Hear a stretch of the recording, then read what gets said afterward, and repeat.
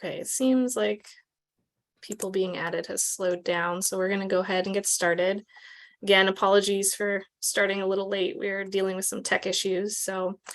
But on behalf of the section of Supervision and Training of Division 17 of APA, welcome to our webinar entitled Parenting and Pregnancy During Clinical Training and Early Career Part 2, Collaboration with Training Directors. My name is Dr. Jenny Holtzapfel. I use she, her pronouns. I'm an assistant clinical professor at Northern Arizona University and the ECP rep for the Supervision and Training section. I also have a very wonderful and very active 3-year-old, and I am expecting a baby in 3 more weeks. So getting to the end of it. But I'm delighted to be able to provide this opportunity to discuss what being and becoming a parent during training and early career is like. And so before we get started, just wanted to say much appreciation to Natalie Rivera for her help in planning the webinar, and to Dr. David Stanley for his behind the scenes webinar assistance and tech guru today. So our goal is for this to be a very informal and productive discussion. So we'll start by having our panelists to share a little bit about themselves.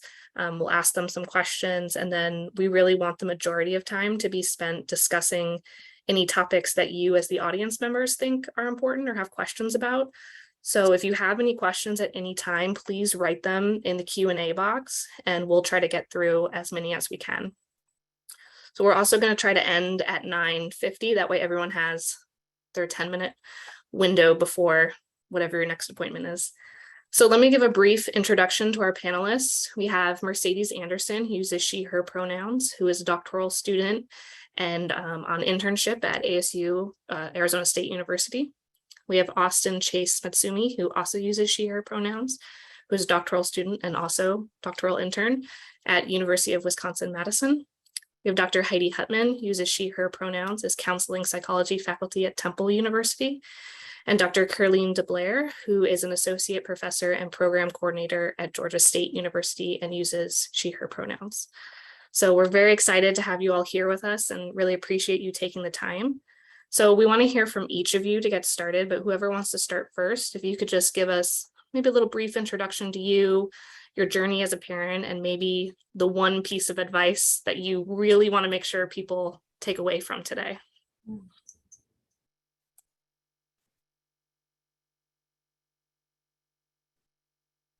You can go ahead and start.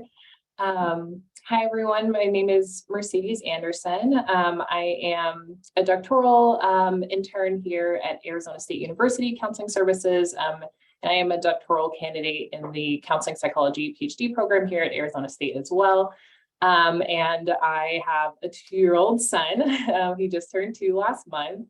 And I think my biggest kind of takeaway that, I hope for the attendees today is just, to really reinforce the importance of communication with, those in your training program, communication with your partner, communication with those in your, social support network. And so really just want to emphasize the importance of that communication in, being a parent while pursuing a graduate degree.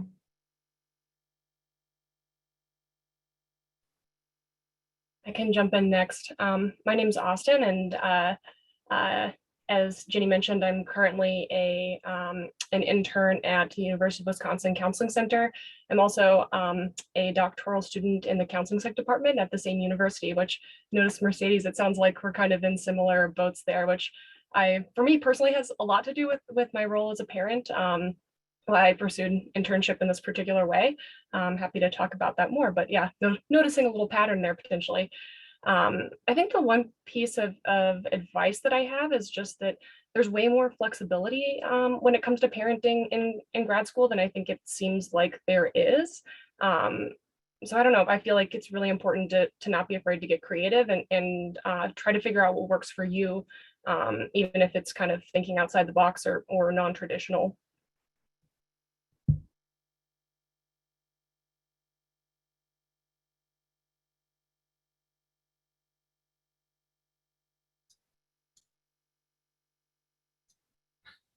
I'm like looking at Heidi going, you go.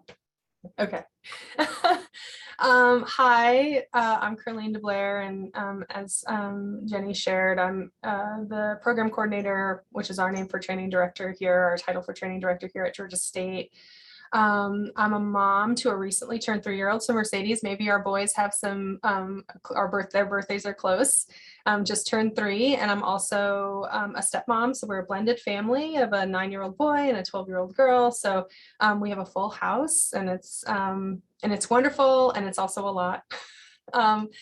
Let's see. I was trying to think about, I so really appreciate what Mercedes and Austin said, and you probably saw me nodding vigorously to both of them. The thing that initially jumped to my mind was, yeah, just knowing that you can. I think, as I remember as a graduate student, I'm not necessarily having a lot of examples of what it would look like to be a parent as a graduate student. And so I was a parent as a tenured faculty member, which is a really different thing, and came to parenthood later in my journey.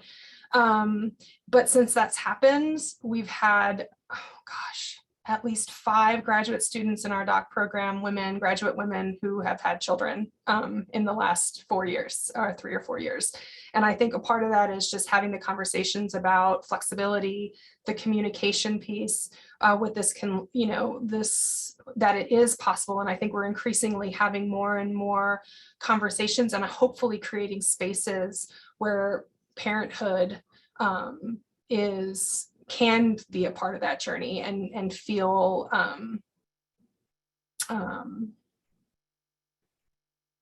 feel like good about that. So yeah, Heidi. Yeah, thank you. It's so great to hear from others and learning about kind of our unique positions as well as shared experiences. And I see that there's already some questions in the chat, which just makes me just realize how needed and how needed this kind of conversation and panelists. So I am currently, I'm at Temple University, and I'm a faculty there. I'm also a licensed psychologist in the Commonwealth of Pennsylvania. I'm originally from Montreal, Quebec, Canada, and I'm actually in Montreal right now, sitting on the floor against the door so that I don't get my little invaders into this hour. So that's my reality in this moment. Having been from Montreal, Quebec, Canada, I don't have any family where I live and don't have any kind of child support in that way. I had my first child in my 3rd year of my PhD at the University at Albany.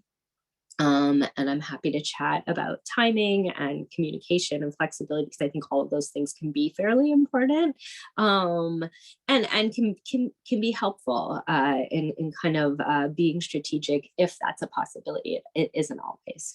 And then I had my second child. So the first day of my faculty position at Temple was on orientation, August 24th. And on August 25th, I found out I was pregnant, and I was due with my daughter, who's now 4, my son is 7. I was due with Skylar on the last day of the spring semester. So that was how I entered academia. And I think that the flexibility piece, and also just like finding who your people are in your spaces, who can you trust, who can you show up like a hot mess with breast milk and baby food and poop on you, and sweating and managing diaper bags and school bags and laptops and all that. I think those folks are just so critical in kind of supporting your personal and professional development and making sure that those two things can coexist. Yeah, thank you, everyone.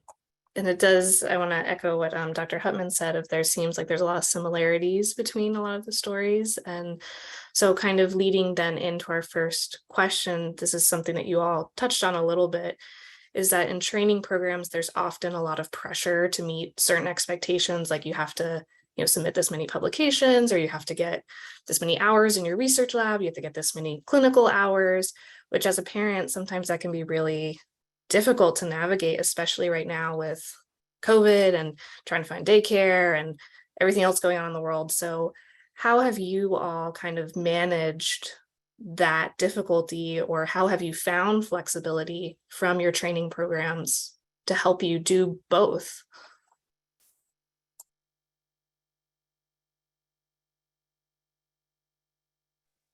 I can speak to this a little bit, and I also want to kind of be transparent in saying that I was trying to have my baby. I was hoping to have my baby, and so I was in a position where I could, assuming that my body cooperated, which I was fortunate it did, I was able to time things a little bit. And so for me, it was incredibly helpful to have had the bulk of my coursework done. That was really, really helpful, as was to have my research mentor, who is a white heterosexual male. He really was so involved in kind of my whole experience. And I actually shared with him after my dissertation proposal defense that I was planning on trying, and then several weeks later that we were pregnant. He was fantastic in just knowing and being the only one of the faculty that knew kind of what I was going through and was able to kind of really help me, like, okay, let's think about first trimester, you're going to feel pretty crappy. Like, let's think about what we can do in this trimester, and what's it going to look like in the second trimester, and can you do the bulk of your dissertation, recruitment and analysis, etc. How can we kind of push things back a year so that you have more time in the program, so that you don't have to be as condensed. I was lucky to have a partner who had a stable income, and so that also allowed me to do things like give up assistantships once I had a baby, which was tight financially, but still possible because I had a partner who was contributing to the household income. And that was really helpful. I think that the more that you can I think we get a lot of messages in graduate school, and I was very much vulnerable to all those messages. And I remember crying when I found out I was pregnant. And I think the biggest thing I sent to my mentor, and he got upset for me. I said, like, just please don't forget about me. Like, please don't, like, I don't want you to be like, oh, like, there was Heidi, she had so much potential, and then she went and had a baby and I never saw her again. And those were some of the things that especially female faculty conveyed to me. Like, oh, how are you going to manage the baby? Or like, the baby's not welcome to our meeting. Or, is your husband planning on picking him up? Or like, there was a lot of kind of very surprising messages from female faculty. I have questions and even fantasies about what their own experiences were in a generation maybe that wasn't nearly as kind of accepting as ours, and we know that we still have a ways to go, which is why these conversations are so important. But those things were really important, and being able to take back the narrative and be like, I don't have to do this the way that I've been told. I like, whose pressure is this? Whose timeline is this? And what am I prepared to do? Because now I have this much larger identity as a parent that I hadn't anticipated would really kind of rock my world in terms of shifting my priorities. And I remember when I wasn't ready to have a kid, that was very scary.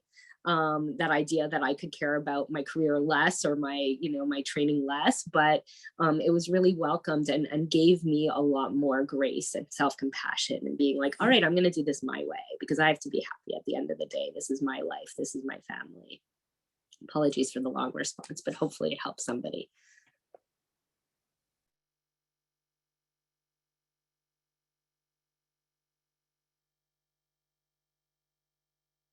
Anyone else have any thoughts on that? Yeah, I'm happy to jump in. Yeah, so many wonderful things were just said. I relate to so much of what you shared. I realized I forgot to mention in my introduction that I have a child, which is why I'm here.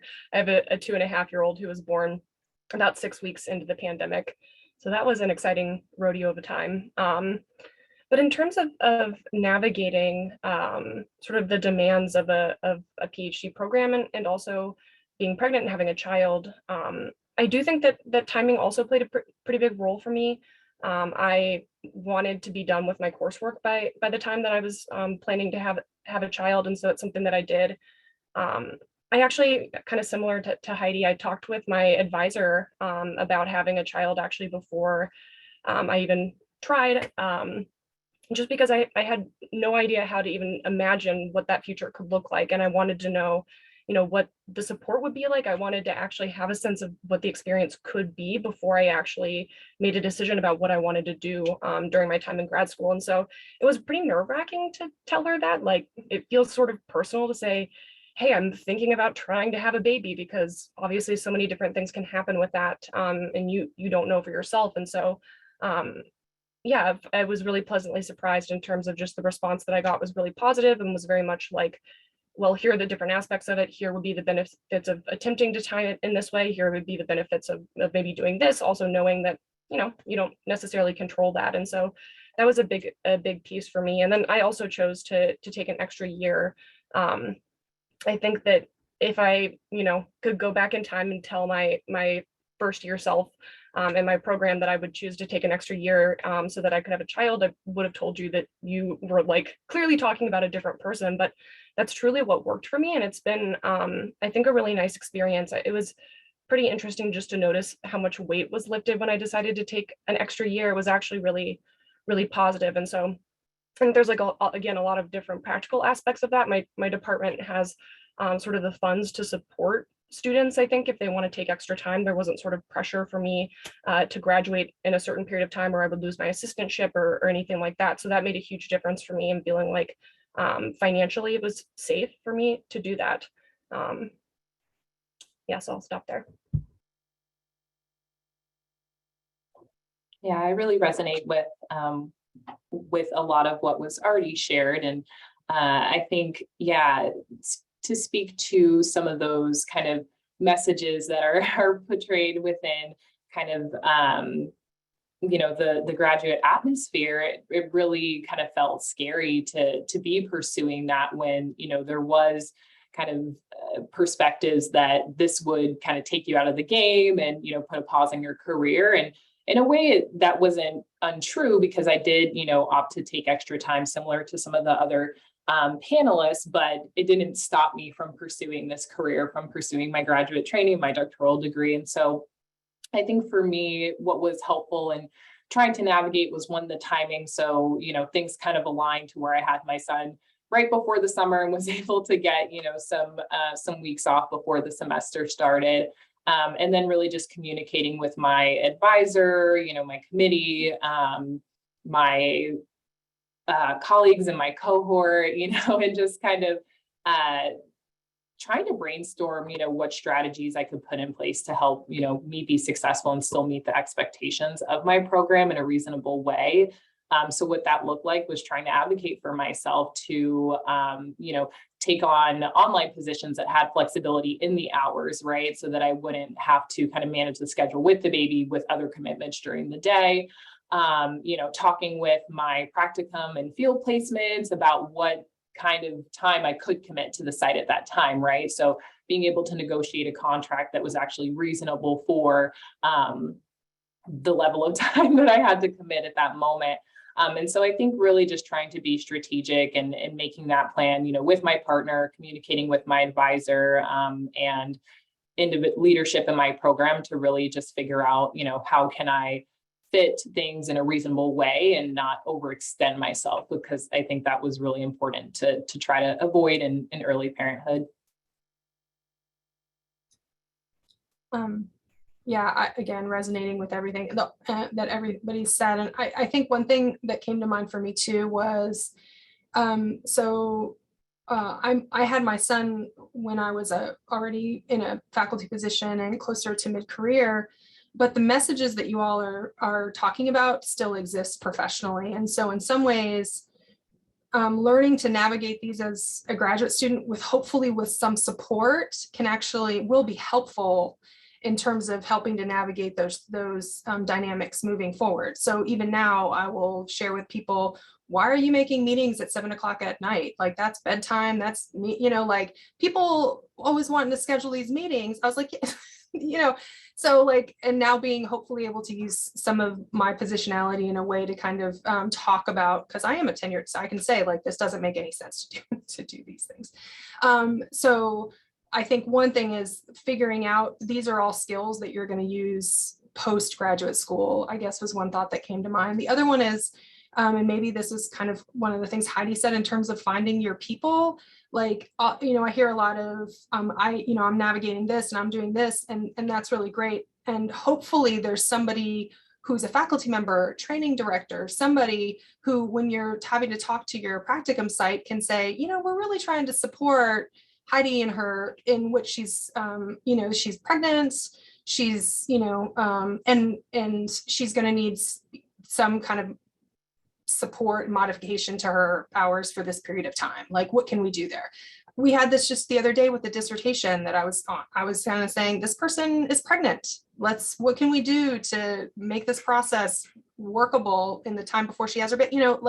So I think to the extent, and I know, unfortunately, that might not be in every program, but try to find your people. Like, who are the faculty, who are the folks, the administrators, whomever, who can also support what you're trying to do. And it sounds like there were some really supportive advisors here, so that you don't have to be the only person having the conversation. And for, I spoke about, there's some students in our program who were pregnant and they're like, well, Carlina, I'm going to do this, this, and this. And I was like, no, that's not reasonable. And I can tell you, because brain wasn't really functional there for, and you're tired and you're sleep deprived. So just give yourself some compassion and build whatever time you think you need, double or triple that time, and know that it's really okay.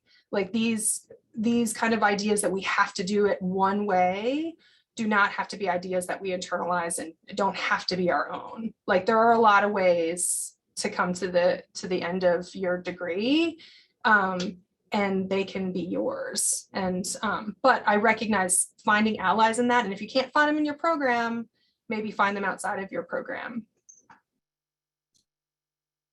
Yeah, thank you, everyone. This message of, find your people. I think as parents, we get told that quite a bit of like, find your tribe, or, find your mom group or whatever it is, but also finding those people that can support you clinically in all of this. And a lot of you touched on this, and this is touches on some of the questions that we're getting to. And just a reminder to the audience, if you have any questions, feel free to put them in the Q&A box.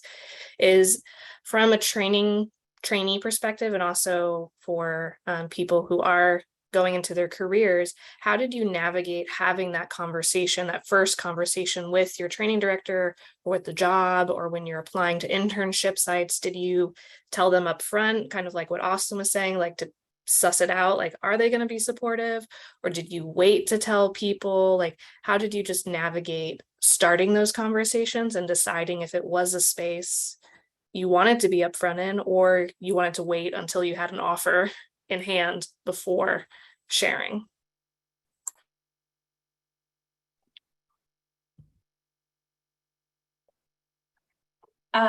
So I think that's a really great question, because personally, this was a big source of anxiety for me, because I had a huge,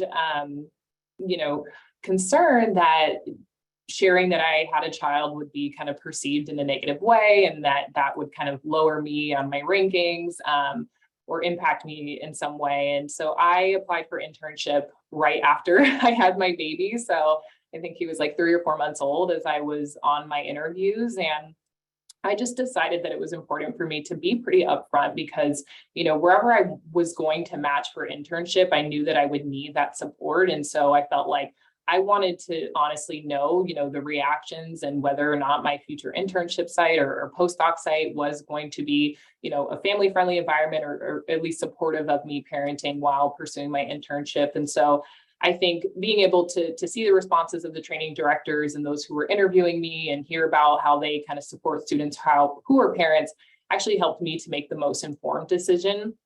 And if I did perceive that, that was negatively received, it helped me to understand, where I wanted to rank that site. And I think just kind of being honest helped me to make the most informed decision with everything. Yeah, well said. I took a really similar approach. I think at one point just decided even if it does, in theory, if it could impact the way that a site ranks me, I'd rather not match than match with an internship site at which they would rank me poorly because I had a child, or that would negatively influence their image of me. My experience was it seemed to be fine. I do think that probably the internship sites that people are applying to might influence that. Like, I applied mostly to university counseling centers, and I think there's sort of a different culture and a different approach to internship than, maybe if you're interested in applying for like a neuropsych type internship. And so I think that might be something to consider. But and then also just sort of your values. Like, would it be okay with you to match with a place where perhaps they're not as supportive of parents, or might carry some of the stereotypes or negative messages we've been talking about today? If that's okay with you, then I think that's, there's a lot of really legitimate reasons to not share that information. But for me, I chose to, and it seemed to be okay. I didn't have any negative reactions from during any of my interviews when I shared that I had a child. Yeah, I mean, I also shared that. It was really important to me. I remember being really, really anxious because I didn't apply anywhere in Albany. So I knew I was leaving. If I matched, I knew I was leaving Albany, and I was, gonna relocate. And that was just my desire to be elsewhere. And so because of that, I was very anxious about daycare. In fact, when I matched, I remember my partner saying, like, let's not do, it was on a Friday morning, as it always is, let's not do anything, let's just celebrate. And I remember, like, I was like, don't you ever give me that advice again, because Monday, like by Monday, I had like a massive migraine. I'd looked up a bajillion daycares, and really what I needed to do was get on the phone that Friday and secure a spot, because my biggest kind of nightmare was like, will my kids' well-being be compromised for my career? I think that it's a huge kind of litmus test about, is this place, is this training site, is this position, is this, department, whatever it is this place going to welcome you whole? And we know that our field, especially, like, we don't come upon it by accident. Our reasons are deeply personal. And so I think that it's really hard to kind of park this huge role that occupies so much of your time, energy, and just kind of thoughts and feelings, to just kind of park that, leave that out at the door, and go to your internship and be kind of a different person. I think there might be gender differences there. There might be other pieces there. I think that the communication is really key. Finding somebody that you can run it by, finding somebody, maybe, like, I know that there was somebody in my cohort who had a baby before me, and she actually, like, that kind of stirred, like, oh, maybe I can do this now. Maybe I don't have to table this. And so it was helpful to watch her navigate, like, you know what, I'm going to take a year off because I don't have any childcare, and I don't want to be stressed out, and I don't care if I graduate after X amount of years. And of course, there's financial implications and other things. But it was really helpful to see her do that, to see her actually apply only for part-time internships. So she did her internship across 2 years, and thinking about what you might prioritize if you are pre-internship or pre-internship application. Do you want a place that has on-call hours? Is that part of something that you can manage? I know for me, those places were ranked lower down, but I think, I saw a lot of questions around, like, when should I say something? How should I say something? Different experiences around, like, being due at a certain time. Congratulations, Spencer, on your internship and upcoming baby. And also folks who have maybe suffered loss, pregnancy loss. And I would just kind of encourage everybody to check in with themselves about what's blocking them from communicating, and saying, hey, I need this thing. Because I think sometimes we internalize a lot and get in our own way about asking for help. And there are all these notions about being, a hero. And I don't think there's any kind of hero in parenthood or training. We really get to where we need to go with the help of our friends.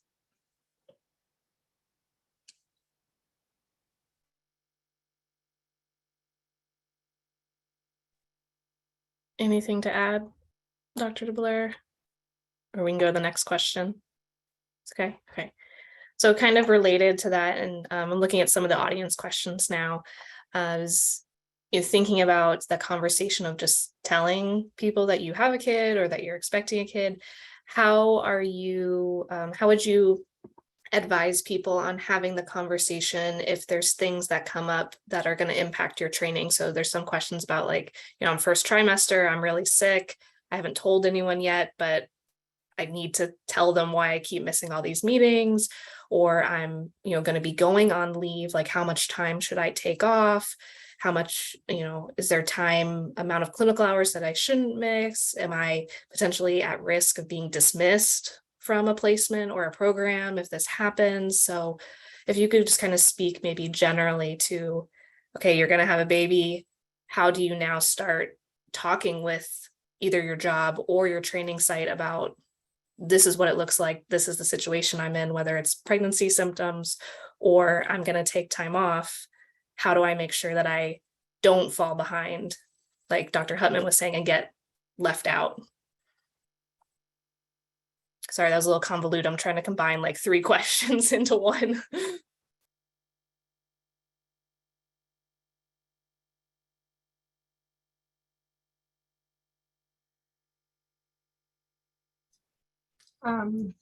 Maybe I can jump in on this one.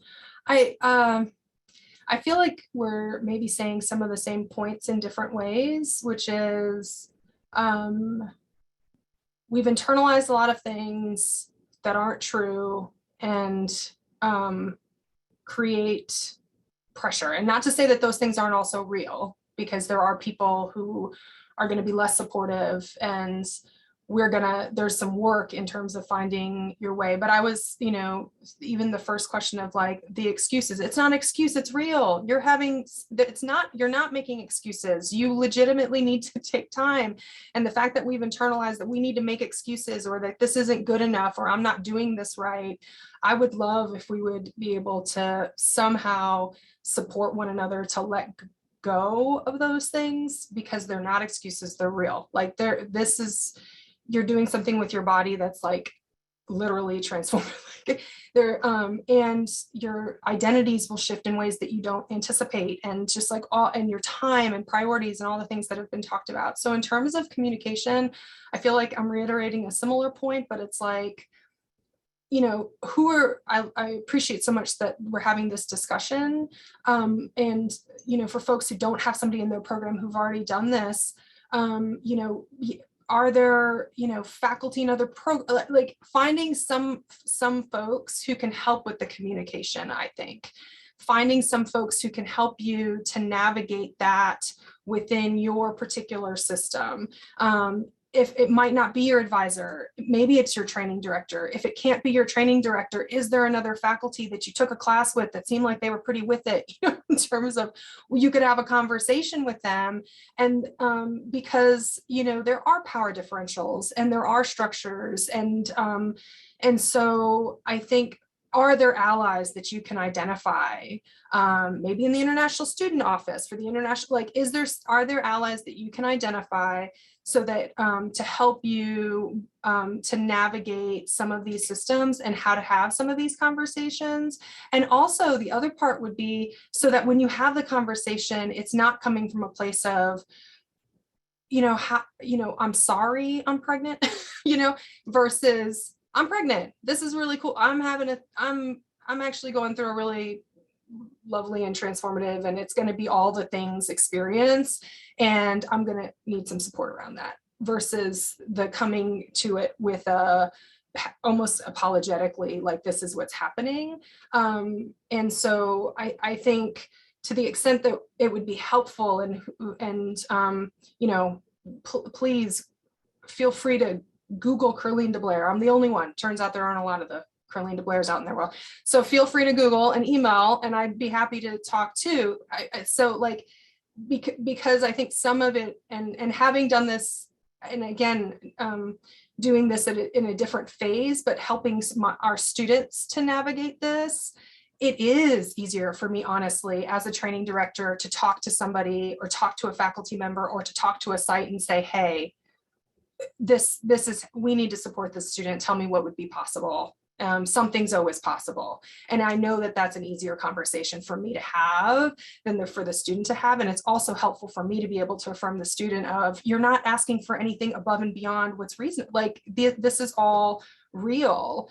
And I think having those allies, if you can find them, and if not in your program, outside of your program, like, widen the circle as wide as it needs to be until you have a community in it, to help to navigate how some of these conversations might be able to go. I really love that, the widening of the circle, Curleen. And same, I'm happy to be contacted. I know that we often have more questions than we have time for, and I'm happy to be contacted. I actually want to share that I think Curleen and I became closer when Curleen was pregnant, and then, I reached out to her and was like, hey, how are you doing? I know this thing is really hard, really exhausting. And that was just, I think, a really beautiful thing. And I felt really happy to be able to offer that to somebody that I had a lot of respect and admiration for, because other people were offering that to me. And so I just knew how essential it was. And so sometimes you need to find your mentors in the wild. And I think that, as you kind of access different training settings, you're going to find, especially on internship, you're going to find parents on internship. There will be staff there who are parents. It's almost inevitable, and probably even more likely than in your academic programs, I would say. So you're going to have access to that broader circle that Curleen is describing. And I think, again, not apologizing. There's no apology here. This is a wonderful thing. It might be terrifying. It might require some logistical navigating and juggling, absolutely, but it's worthwhile. And the people who are worth it and the sites that are worth it are going to want to support you. The thing that I would say, and I really liked what, sorry to just kind of love it on everything Curleen's saying, but I liked what you said about giving thinking about how much time you need and then kind of timing that by 3 or whatever. I think if you're considering how much leave do I need, how much this do I need, how much time, I would extend it in your mind, because the thing is that when you're pregnant or expecting, you haven't met yourself as a parent yet. And you don't know who you're going to be and how you're going to feel and what your body's going to need and what it's going to be like to be sleep deprived at different points, what it's going to be like to get a call from daycare that your kid is sick and has to be kept home. Especially, I think, I struggle with COVID because I think that there is this confusing message right now, which is yes, it's COVID, but get back to work. We're in this very strange place with that, where it feels like the compassion and flexibility have kind of run the course. And now we're all right, it's normal. And that feels gaslighting to us, especially as young, parents of young children who, have not been, only recently were eligible for vaccines and so on and so forth, so much kind of stuff there. But I think that we are in a moment where people are, asking for more room around their personal lives, recognizing that we're all working from home these days and still continue to work remotely. And so I think the interfacing of our personhood and our personal roles with our professional roles is very much at the forefront of how everybody is navigating work and life right now. And so I do hope in that you're going to get a more positive reception. And if you don't, that really tells you a lot about them and very little about you. Yeah, I just wanted to really reinforce the points that were made about, widening the net and connecting with social supports during this time. Because for me personally, I think that was really the key to being able to successfully, I don't know if I could say it was successful, but navigate this process. So, I think some practical solutions are, if you have a graduate or professional student association at your university, looking for resources there. If there's not a group already for graduate student parents, consider starting one, right? I think that there's always interest, but sometimes it takes that initiative to get folks connected. As they said, other staff and faculty members that you may work with in different capacities that are not directly in your program. I was really fortunate to be matched with supervisors on internship who had children, so that made the communication and planning really supportive, as well as just like online groups, moms groups, like, are there any other PhD students in here, graduate students, right? And really just connecting in that way, because I think that's where I was able to get some like tangible support. This is how you navigate this. This is kind of how I communicated. Here's the email template, right? This is how I set my schedule. So I think getting those specific tips through any sort of community was something that was really critical for me. Yeah, to jump on that, I randomly joined an academic parents Facebook group, and that's actually been a really wonderful place. I've got lots of resources there, and just also, see and hear a lot of stories from people that I can really relate to, which I think helps you feel less isolated. I know there's a lot of questions in the chat sort of about, I expect that this particular thing will be hard, or I'm having a hard time with this particular thing, and what might be helpful, or sort of advice around that. I think, this is actually also something I've discovered this past year in internship. I've had some health difficulties that I've had to talk with people about, needing space, needing time, needing to go to the doctor, needing to be out, like all of these situations where I really just didn't have a choice. And I think I've gotten to the point where I feel much more comfortable just saying, I'm really struggling with this thing. What are my options? And sometimes there aren't options, but actually a lot of times I've found that people are willing to offer different things, or there's something that someone who's kind of in a position of authority who can offer that I would never have thought of. And you're not required to take those things just because you know that they exist, because you disclosed that you're in a tough position. But I think that can be actually a really powerful tool for just expanding your sense of what your options are, and then still trying to pick the one that works best for you at the time. Thanks, everyone. And Dr. Jenny? Hemming, sorry. Yeah, I just wanted to add one resource because I forgot about it, and it's a great one. The Association of Women in Psychology, so awpsych.org, has caucuses, and one of the caucuses is expressly devoted to mothering issues.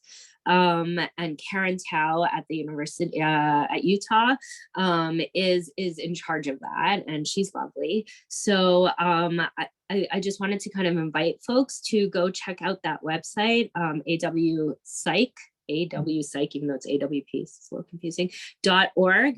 I've been a member of that organization since 2010, and I just think it's such a great space. There's a lot of overlap with APA and the section for the advancement of women, and Division 35, et cetera.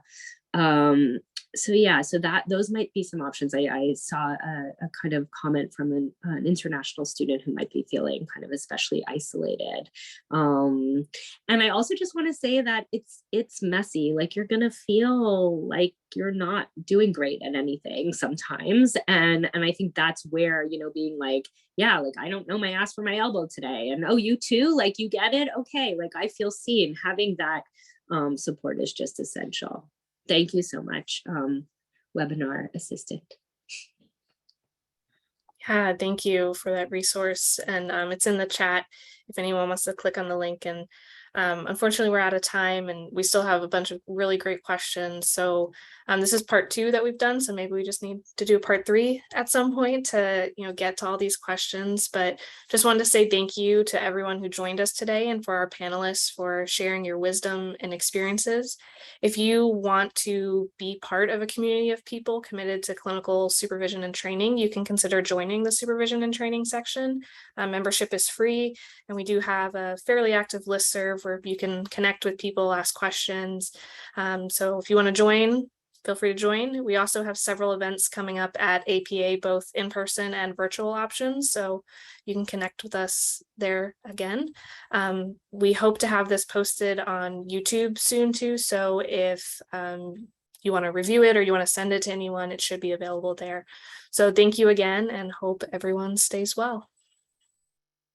Thank you, Jenny. Best of luck for a smooth and easy transition into being a mother of 2. And again, think I speak for all of us. We really mean it in wanting to support anyone and everyone that we can. And so, you know, just feel free to get in touch. We're really kind of committed to the intersection of parenthood and parenting with training and supervision, as well as professional development.